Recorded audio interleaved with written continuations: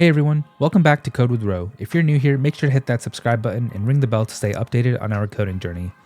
Today, we're going to be exploring a powerful tool in CSS for creating flexible and responsive layouts, Flexbox. So let's get started and dive into the basics of Flexbox. Flexbox, short for Flexbox Layout, is a CSS layout model that allows us to design complex layouts easily and efficiently. It's particularly great for aligning items and distributing space in one-dimensional layouts. So let's start with an example. So I'll create a div with a class called container. And in this div, I'll have three more divs. And class for the first one will be box.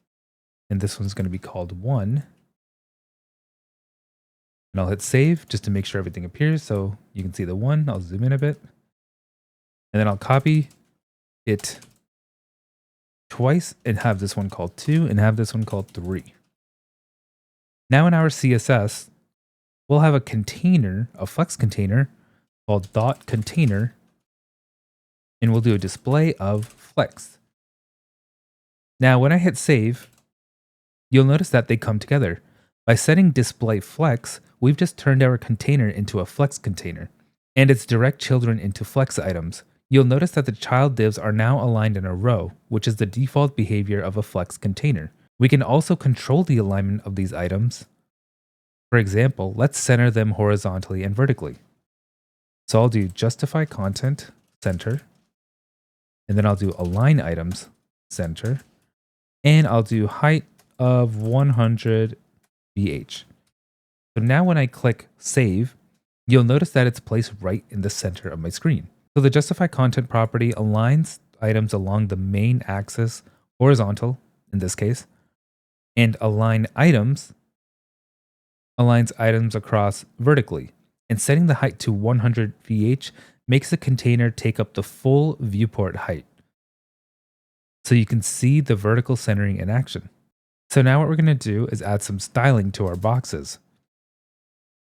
So we'll do .box, because that's the class name of our divs here. And we'll do a width of 100 pixels and a height of 100 pixels. And let's do a background color of light blue. And we'll add a margin of 30, or 10 px actually, 10 pixels. So now each box has a width and height of 100 pixels, a light blue background, and a margin of 10 pixels. So this is the margin around here, which is why we see the white space.